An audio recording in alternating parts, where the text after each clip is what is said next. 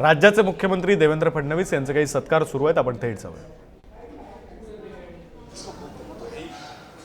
मुझे लगता है कि ये हम सबके लिए प्राउड भी है कि महाराष्ट्र का ऐसा एक सेंसिबल सीएम हम नागपुर से देख पाए, जिन्होंने देवेंद्र जी का पिछले 11 साल से उनका कार्यभार देखा है। उनको मालूम है 2013 से उनका जर्नी प्रदेश का बीजेपी का अध्यक्ष तब से लेकर अभी तक उनका जर्नी है, जिससे भी देखा होगा उनको मालूम है कि देवेंद्र जी कितना सेंसिबल है, कितना अकोमोडेटिव है, कितना फ्लेक्सिबल है, और साथ साथ जो चीज करना है वो करना है, जो नहीं करना है वो बहुत असर्टिव। मी आपल्या सर्वांचे याकरता देखील आभार मानतो की नुकत्याच झालेल्या विधानसभेच्या निवडणुकीमध्ये आपल्या सर्वांचं सहकार्य हे मोठ्या प्रमाणात आम्हाला लाभलं आणि त्यामुळेच लोकसभेमध्ये जो फेक नरेटिव्ह महाराष्ट्रामध्ये तयार करण्यात आला होता की ज्याचा मोठा फटका आम्हाला बसला, तो फेक नरेटिव्ह आम्ही ब्रेक करू शकलो आणि थेट जनतेपर्यंत पोहोचू शकलो, ज्यामुळे निश्चितपणे एक अत्यंत मोठा विजय महाराष्ट्राच्या आजपर्यंतच्या इतिहासातील कुठल्याही पक्षाला युतीला मिळालेला सर्वात मोठा विजय 237 जागा या महायुतीला या ठिकाणी प्राप्त झाल्या आणि भाजपलाही आपल्या राजकीय जीवनातला उच्चांक 132 जागा या ठिकाणी मिळवता आल्या आणि म्हणूनच एक अत्यंत डिसायसिव्ह अशा प्रकारचं मॅन्डेट हे जनतेने आम्हाला दिलेलं आहे। अर्थातच एवढं चांगलं मॅन्डेट मिळाल्यामुळे आमची जबाबदारी खूप मोठ्या प्रमाणात वाढली आहे, कारण कुठलंही मॅन्डेट हे जनतेच्या अपेक्षा घेऊन येत असतं। आव्हानही असतात, अपेक्षाही असतात आणि काम करत असताना काही अडचणी असतात, कधी काही मर्यादा असतात, पण या अडचणी आणि मर्यादांवर मात करून जनतेच्या मनातली कामं झाली पाहिजे, तशा प्रकारचा महाराष्ट्र हा तयार झाला पाहिजे, हा प्रयत्न आपल्याला या ठिकाणी करायचा आहे। खरं म्हणजे पहिल्यांदा जेव्हा 2014 साली मी मुख्यमंत्री झालो होतो त्यावेळेस अनेक लोकांच्या मनात अनेक शंका होत्या। काही लोकांना वाटायचं की हा मंत्री पण राहिलेला नाही, मुख्यमंत्री म्हणून कसा काम करेल। काही लोकांना वाटायचं की अतिशय नवखं अशा प्रकारचं काम यांच्याकडे आलेलं आहे, त्यामुळे महाराष्ट्रात परफॉर्मन्स कसा असेल। तर विशेषतः पश्चिम महाराष्ट्रातल्या लोकांना असं वाटायचं की सातत्याने विदर्भावरच्या अन्यायावर बोलणारा व्यक्ती हा महाराष्ट्राचा मुख्यमंत्री झाल्यानंतर आपल्यावर अन्याय करेल का। पण माझ्या पहिल्या 5 वर्षाच्या कामामध्ये लोकांच्या लक्षात आलं की विदर्भामध्ये तर खूप काम केलंच आपण, मोठ्या प्रमाणात विदर्भाचा जो हक्क होता तो विदर्भाला मिळवून देण्याचा प्रयत्न केला, पण त्याच वेळी महाराष्ट्राच्या कुठल्याच भागावर अन्याय आपण होऊ दिला नाही। किंबहुना विदर्भामध्ये सिंचनाचे प्रकल्प इतक्या मोठ्या प्रमाणात केले, जवळजवळ 80 प्रकल्प पूर्ण केले आणि अनेक प्रकल्प आता पूर्णत्वापर्यंत आणले, पण त्याच वेळी वर्षानुवर्ष रखडलेले पश्चिम महाराष्ट्रातले, उत्तर महाराष्ट्रातले, मराठवाड्यातले, कोकणातले प्रकल्प देखील तेवढ्याच गतीनं आपण पुढे आणले, ते पूर्ण केले। इन्फ्रास्ट्रक्चरचं क्षेत्र असेल, उद्योगाचं क्षेत्र असेल, सगळ्या क्षेत्रामध्ये एक मोठी भरारी त्या 5 वर्षामध्ये आपण त्या ठिकाणी मारली आणि पुन्हा गेल्या 2.5 वर्षामध्ये राज्याचा उपमुख्यमंत्री म्हणून जी काही संधी मिळाली त्यातही विशेषतः ऊर्जा विभाग असेल, इरिगेशन विभाग असेल, होम असेल, गृहनिर्माण असेल, अशा अनेक खात्यांचं काम करताना ऊर्जा विभागामध्ये तर पुढच्या 25 वर्षाचा रोडमॅप ऊर्जा विभागाचा आपण तयार केला आहे आणि पुढच्या 2 ते 3 वर्षात ही परिस्थिती येईल की पहिल्यांदा उद्योगासहित सगळ्या प्रकारचे इलेक्ट्रिसिटीचे दर हे आपण कमी करू शकू अशा प्रकारची आज व्यवस्था ही ऊर्जा विभागामध्ये आपण उभी केलेली आहे. इरिगेशनमध्ये देखील आपल्याला कल्पना आहे की 6 नदीजोड प्रकल्पाची कामं आपण हातामध्ये घेतलेली आहेत. ही 6 नदीजोड प्रकल्पाची कामं महाराष्ट्राचं ट्रान्सफॉर्मेशन करणारी आहेत. म्हणजे एकट्या विदर्भातलं नदीजोड प्रकल्पात 10 लाख एकराला आणि विदर्भातल्या 7 जिल्ह्यांना पूर्णपणे ट्रान्सफॉर्म करू शकेल अशी, ज्याला जनरेशनल म्हणतात, अशा प्रकारचे जे प्रोजेक्ट्स असतात हे जनरेशनल प्रोजेक्ट्स आहेत. असे प्रोजेक्ट्स हे सगळे आपण हातामध्ये घेतलेले आहेत. दादांनी गडचिरोलीचा उल्लेख केला. मी जसं वारंवार बोलायचो आणि आता ते होताना दिसत आहे की the next steel city of India is Gadchiroli. ते आज होताना आपल्याला पाहायला मिळत आहे. नक्षलवाद ऑल टाईम लो आहे. परवा देखील 2 मोठ्या केडरनी त्या ठिकाणी आत्मसमर्पण केलं आहे आणि आता डीपमध्ये ज्या भागात आपण कधी जात नव्हतो अशा भागामध्ये आपण जायला लागलो आहे. पुढच्या काळामध्ये एक प्रकारे निकराची लढाई ही संभावित आहे, ती होताना दिसते. पण त्यातून निश्चितपणे मोठ्या प्रमाणात गडचिरोलीसारखं क्षेत्र हे बदलण्याचं काम आपण करणार आहोत. आज विदर्भामध्ये ज्या प्रकारे इन्व्हेस्टमेंट ऑपॉर्च्युनिटीज मला दिसत आहेत, ज्या येऊन राहिलेल्या आहेत, त्यातनं विदर्भालाही औद्योगिक इकोसिस्टीम जी पूर्णपणे आपल्याला लॅकिंग दिसत होती ती आता मोठ्या प्रमाणात उभी राहते आहे. आणि म्हणून मला असं वाटतं की हे सगळे चॅलेंजेस आहेत. हे करत असताना आम्ही ज्या काही योजना सुरू केलेल्या आहेत त्या योजना देखील आम्हाला चालवायच्या आहेत. हे खरं आहे की या योजनांचा भार हा आमच्या अर्थसंकल्पावर पडेल, पण त्याचंही नियोजन आम्ही योग्य प्रकारे करतो आणि कोणाच्याच मनात शंका राहू नये म्हणून लाडकी बहीणचा देखील डिसेंबर महिन्याचा हप्ता हा जमा करणं आम्ही सुरू केलेला आहे आणि तोही सगळ्या खात्यांमध्ये लवकरच त्या ठिकाणी जमा होईल. एकूणच केंद्र सरकारच्या मदतीनं महाराष्ट्राला गतीने पुढे नेण्याचा आमचा प्रयत्न आहे.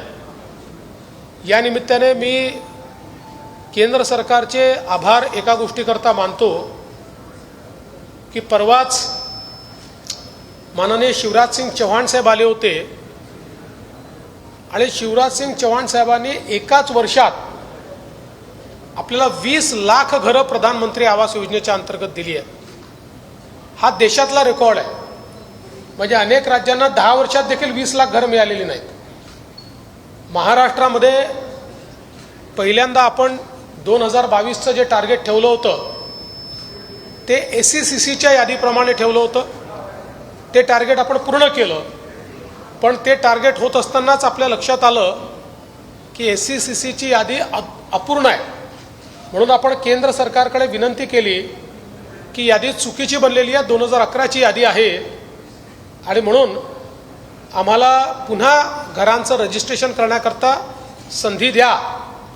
आणि मग 2018-19ला केंद्र सरकारने आवास प्लस नावाचं पोर्टल सुरू केलं, ज्यामध्ये आपण रजिस्ट्रेशन सुरू केलं आणि त्यामध्ये 26 लाख लोकांचं रजिस्ट्रेशन आपण केलेलं आहे. या 26 लाखापैकी जवळपास 20 लाख लोकांना घर देण्याचा निर्णय ऑलरेडी केंद्र सरकारने दिलेला आहे. आणि हे करत असताना मी केंद्राच्याही लक्षात आणून दिलं की काही अटी अशा होत्या की ज्याच्यामुळे गावातला गरीब हा काही प्रमाणात 10% हा त्या अटी शर्तींमुळे कुठेतरी अडकलेला आहे. त्या सगळ्या अटी शर्ती केंद्र सरकारने आता रद्दबादल केलेल्या आहेत आणि म्हणून आता अजून एकदा रजिस्ट्रेशन करून एक फायनल रजिस्ट्रेशन आम्ही करू आणि पुढच्या 5 वर्षामध्ये या सगळ्या लोकांना त्यांचं हक्काचं घर आम्ही देऊ. आणि हे करत असताना आमचा प्रयत्न आहे की प्रधानमंत्री आवास योजना असो, मोदी आवास योजना असो, जन्मन आवास योजना असो, शबरी आवास योजना असो, रमाई आवास योजना असो, आता या सगळ्या योजनांमध्ये जी घरं होतील या सगळ्या घरांना सोलर द्यायचं, जेणेकरून त्या घरामध्ये राहायला जाणारे जे आहेत त्यांना विजेचं बिलच येऊ नये, त्यांना मोफत वीज मिळावी, अशा प्रकारचा आमचा प्रयत्न हा या पुढच्या काळामध्ये असणार आहे. खरं म्हणजे अशा अनेक गोष्टी आहेत, मी सांगत राहिलो तर मीच बोलत राहील आणि इथे इंटरॅक्शन होणार नाही.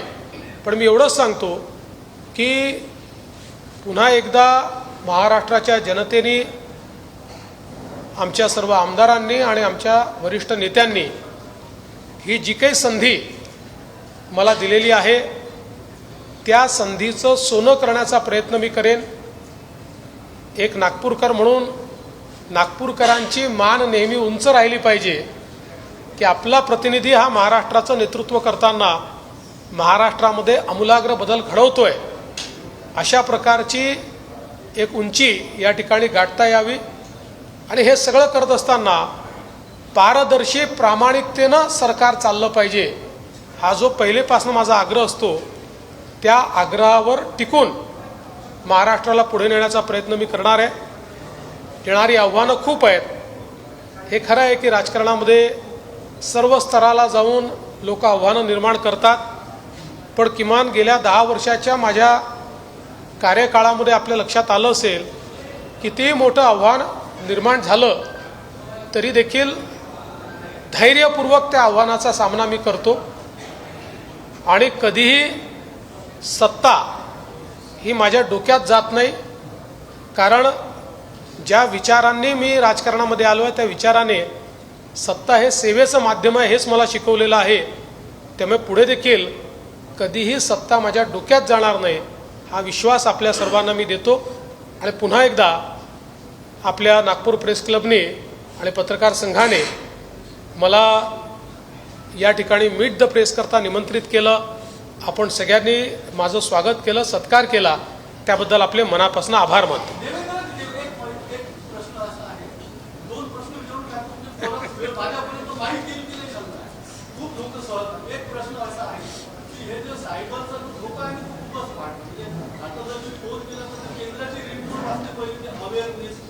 आणि 2 केंद्रीय गृहमंत्र्यांचा व्हिडिओ फार वाईट पद्धतीने क्रॉप केला आणि मी विधानसभेत होतो, तुम्ही जे नक्षलवादाला उत्तर दिले तोही फार वाईट पद्धतीने क्रॉप केला.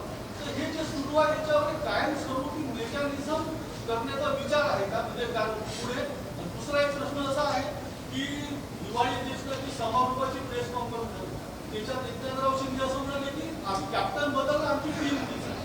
तर आता 3 फॉर्मॅट आहेत क्रिकेटचे, कसोटी, वनडे आणि T20, आणि तिन्हीचे कर्णधार वेगवेगळे असतात. तर सुदैवाने तुम्ही 3 आहात, तर तुमच्या तिघांची विभागणी तुम्ही कशी केली? कसोटी, वनडे आणि T20 कोण कोण बघतो? पहिलं तर सायबर गुन्हे ही आज आपल्यासमोरचं सगळ्यात मोठं आव्हान आहे. याचं कारण तंत्रज्ञान इतक्या वेगानं बदलते आहे आणि सोप्या पद्धतीनं ते लोकांपर्यंत पोचतं, लोक ते वापरतात. पण त्याचवेळी जे नालायक लोक आहेत, जे दुष्ट लोक आहेत, हे त्याच तंत्रज्ञानाचा उपयोग करून लोकांना मोठ्या प्रमाणात लुबाडणे, धोका देणे, डिस्कंटेंट तयार करणे, जाती जातीमध्ये विद्वेष तयार करणे, अशा प्रकारचा प्रयत्न मोठ्या प्रमाणात करतात. आणि म्हणून या संदर्भात सायबर अवेअरनेस कॅम्पेन केंद्र आणि राज्य सरकार मोठ्या प्रमाणात करत आहे. आणि त्याचसोबत सायबर सिक्युरिटीचं सगळ्यात मोठा प्लॅटफॉर्म देशातला हा महाराष्ट्रामध्ये आम्ही सुरू केलेला आहे. ज्याच्यावर डिजिटल आणि सायबर वर्ल्डमधले सगळे प्लॅटफॉर्मचं इंटिग्रेशन आम्ही केलं आहे आणि जगातले बेस्ट टूल्स हे आमच्याकडे आहेत की ज्या टूल्सचा वापर करून आम्ही आर्टिफिशियल इंटेलिजन्सच्या माध्यमातून केलेला एखादा गुन्हा असेल किंवा वेगवेगळ्या प्रकारचे सायबर गुन्हे असतील हे वेगाने उघडकीस आणू शकतो याची सुरुवात आम्ही केली आहे। जसं आपण सांगितलं की विधानसभेमध्ये नक्षलवादावर मी बोलत असताना नक्षलवादी कसे संविधान मानत नाही या संदर्भातलं जे वक्तव्य केलं होतं त्यातला नक्षलवादी पाठ काढून संविधान मानत नाही एवढाच पाठ काही लोकांनी टाकला, पण त्यांना माहिती नाही। मी आज या निमित्ताने सगळ्यांना अवेअर करून देतो की आता अशा प्रकारे ज्यावेळेस आपण चुकीच्या पद्धतीनं एखादी गोष्ट एक्सवर टाकतो किंवा इंस्टाग्रामवर टाकतो किंवा फेसबुकवर टाकतो किंवा व्हॉट्सॲपवर टाकतो याचं 100% डिजिटल फुटप्रिंट आम्हाला शोधता येतं। 100%। म्हणजे जर एकाने टाकलं आणि 100 लोकांनी फॉरवर्ड केलं तर ते 100 लोक कोण हे देखील आता लगेच शोधून काढता येतं, कारण सगळ्या प्रकारचे जे फॉरवर्ड्स आहेत त्याची माहिती आपल्याला व्हॉट्सॲपला मागता येते, त्यांच्याकडनं त्याची माहिती मिळते। आणि म्हणून माझी तर सर्वांना हात जोडून विनंती आहे, कारण या गुन्ह्यामध्ये नुसता गुन्हा करणाराच गुन्हेगार नाही आहे, तर अशा प्रकारच्या खोट्या गोष्टी फॉरवर्ड करणारे आपल्याकडे अनेकांना समजते आलं की कर फॉरवर्ड, असं नाही आहे, तेही विचारपूर्वक केलं पाहिजे, कारण ते फॉरवर्ड केल्याबरोबर सहगुन्हेगार आपण होतो। अशा प्रकारच्या खोट्या गोष्टी या लोकांनी फॉरवर्ड करू नये अशा प्रकारची विनंती या निमित्ताने मी करतो। आणि पुढचे काही काळ जोपर्यंत हा अवेअरनेस तयार होत नाही तोपर्यंत ते आव्हान असणारच आहे आणि ते आव्हान नीट पेलण्याचा प्रयत्न आम्ही करतो। तुम्ही दुसरं काय विचारलं? नाही, आम्ही तिघही सोबतच काम करतोय। 2.5 वर्षाचा कार्यकाळ होता म्हणून वन डे मध्ये उतरलो आम्ही, पण आमच्या लक्षात आलं की वन डेत उतरून चालणार नाही म्हणून 2020ची मॅच खेळलो आणि तो विश्वचषक आम्ही जिंकलो। आता वन डे किंवा 2020 खेळण्याची आवश्यकता नाही आहे, हा टेस्ट मॅचचा फॉर्मॅट आहे, पण ही टेस्ट मॅच ड्रॉ होणारी टेस्ट मॅच नाही आहे, ही जिंकणारी टेस्ट मॅच असणार आहे।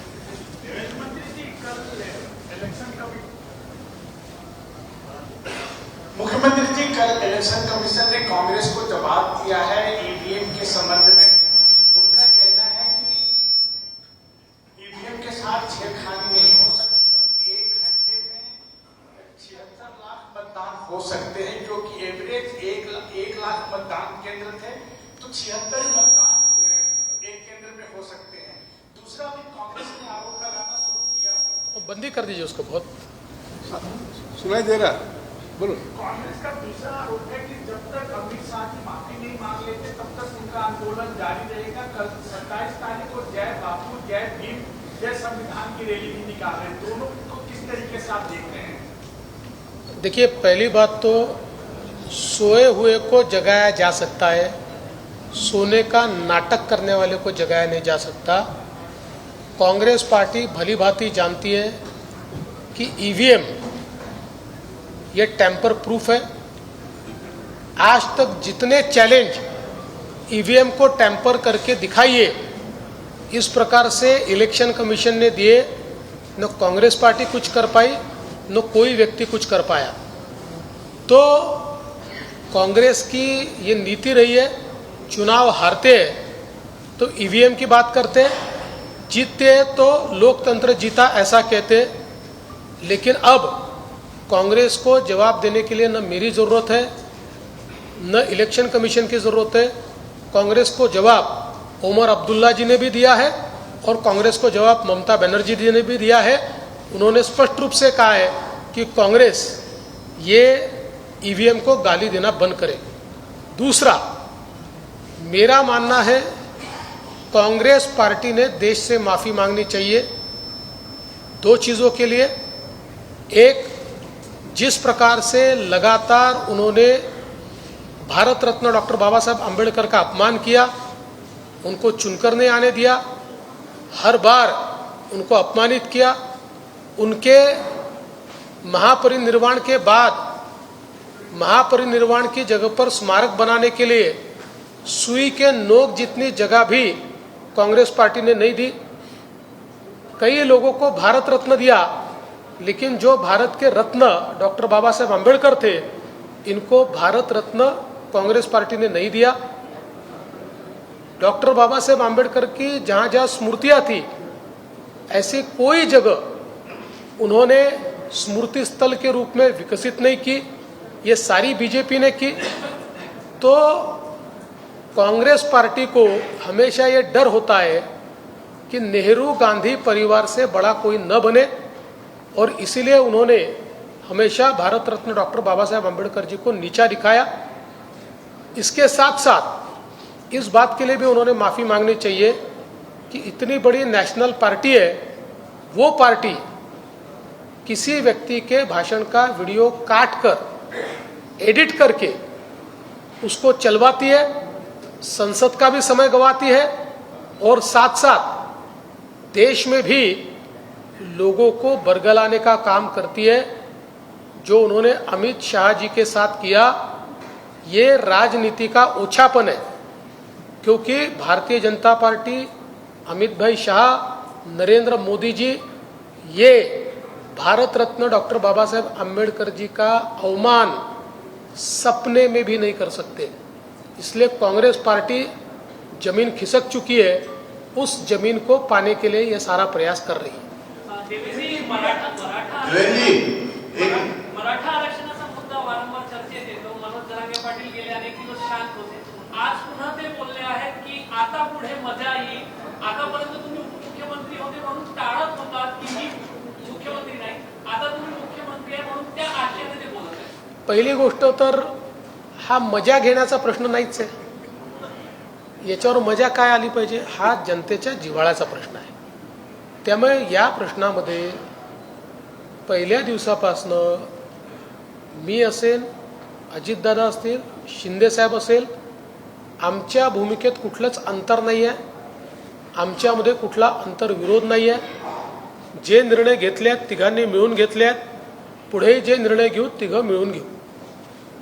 देवेंद्र जी, आपने बोला कि गढ़चिरौली को स्टील सिटी बनाएंगे, लेकिन विदर्भ के बाकी जिलों में कोई बड़ी इंडस्ट्री आना चाहिए, इसके लिए कोई प्लान है क्या? सभी जिलों में अभी इंडस्ट्री आ रही है, और जब मैं गढ़चिरौली की बात करता हूँ तो केवल गढ़चिरौली तक सीमित नहीं होता है, क्योंकि जिस प्रकार से अभी हमारे पास ये खनिज मिल रहा है, तो अकेले गढ़चिरौली इसको कंज्यूम नहीं कर सकती। इसके साथ साथ चंद्रपुर को भी करना पड़ेगा, वर्धा को भी करना पड़ेगा, भंडारा गोंदिया को भी करना पड़ेगा, और नागपुर को भी करना पड़ेगा, तब जाकर हम इसको कंज्यूम कर पाएंगे।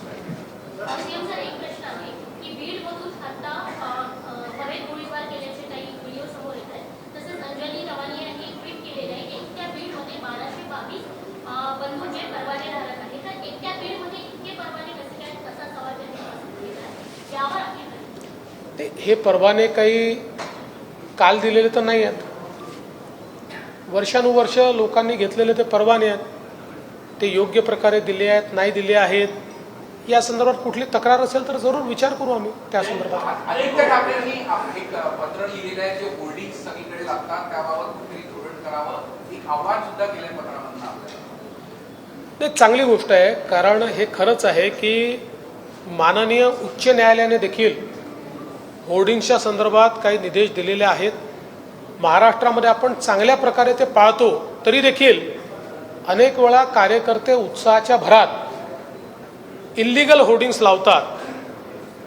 आमच्याही कार्यकर्त्यांनी मागच्या काळात काही लावले, मी स्वतः ते काढायला लावले, पण मला असं वाटतं की होर्डिंग्सच्या संदर्भात माननीय उच्च न्यायालयाने जो निर्णय दिलेला आहे त्याचं पालन महाराष्ट्रात झालं पाहिजे, ही काळजी आम्ही घेऊ।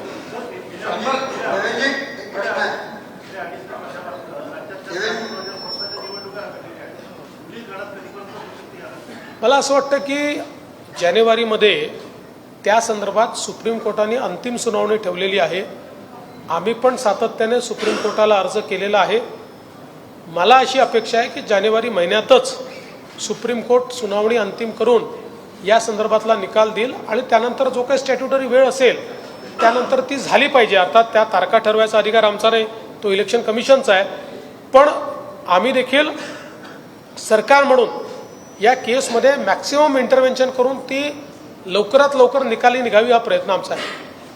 पालकमंत्री म्हणून सुनील धस यांनी मंत्रिपद स्वीकारावं अशी मागणी केलेली आहे. त्याबद्दल तुम्ही काही निर्णय घेतला आहे का? असं आणि नंबर 2, इथे तुम्ही जेव्हा आमदार असताना शास्ती लागलेली होती, त्याच्यानंतर तुम्ही मुख्यमंत्री झाले 2014 मध्ये, तर ती शास्ती अद्यापही चालू आहे आणि त्याचा 52 ते 54% व्याजदर आहे. कशाची शास्ती? शास्ती महानगरपालिकेचे थकबाकीदार राहतात तर त्यांच्या संदर्भात जी शास्ती लावलेली आहे त्याचा 82% जवळजवळ 52 ते 54% आहे. तर त्याच्यावर तुम्ही निर्णय घेणार आहात का? कारण मागे तुम्ही आश्वासन दिलं होतं, खेळ पत्रकार पुन्हा आले होते तेव्हा त्याच्या संदर्भात काय? जो शास्तीचा विषय मी पुन्हा पडताळून पाहिजे, आत्ता माझ्याकडे त्याची अपडेटेड माहिती नाही आहे.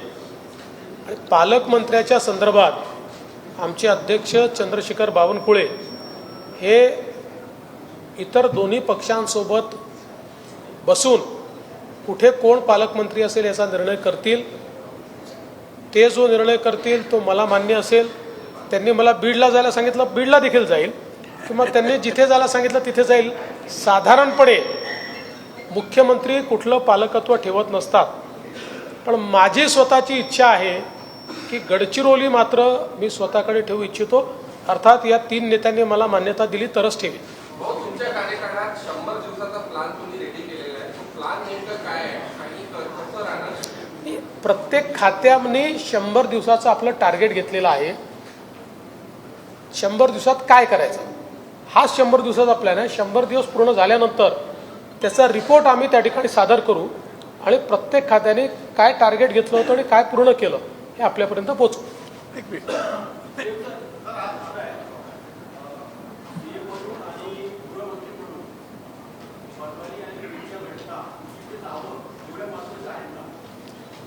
असं आहे की घटना फार महत्त्वाच्याच आहेत आणि म्हणूनच इथे अधिवेशन सुरू असताना मी स्वतः उपमुख्यमंत्री अजितदादा पवार यांना विनंती केली आणि अजितदादा पवार स्वतः त्या ठिकाणी गेले. आमचे सगळे मंत्री देखील त्या ठिकाणी गेले. घटना महत्त्वाच्या होत्या म्हणूनच त्या ठिकाणी गेले. मला असं वाटतं की एखाद्या घटनेचं महत्त्व हे कोण गेलं यापेक्षा त्याला आपण काय रिस्पॉन्ड करतो या माध्यमातून होतं. प्रत्येक ठिकाणी मुख्यमंत्री पोचतातच असं नाही आहे, पण अजितदादांसारखे सिनियर मंत्री त्या ठिकाणी तेवढ्याकरताच आम्ही पाठवले होते. आणि माझं नेहमी मत असतं की अशा प्रकारच्या घटना घडल्यानंतर सेन्सिटिव्ह असतात, तिथे कोणी ना कोणी शासनातर्फे कोणी विरोधी पक्षातर्फे गेलं पाहिजे, पण त्याचं पर्यटन करू नये हा मात्र माझं नेहमी मत असतं.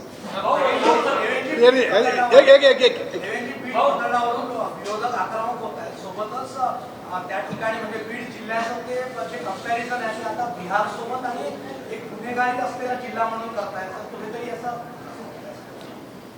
असे घटना जेव्हा घडतात त्यावेळी अशा प्रकारच्या चर्चा होतात, पॅरलल्स ड्रॉ होतात आणि याचा अर्थ बीड जिल्ह्याला इतकंही बदनाम आपण करू नये. मात्र हे खरं आहे की गेल्या काही दिवसात तिथे घडलेल्या घटना या गंभीरच आहेत आणि आम्ही त्या गंभीरतेने घेतलेल्या आहेत आणि अशा प्रकारच्या गुन्हेगारांवर जरब ही बसवल्याशिवाय आम्ही थांबणार नाही.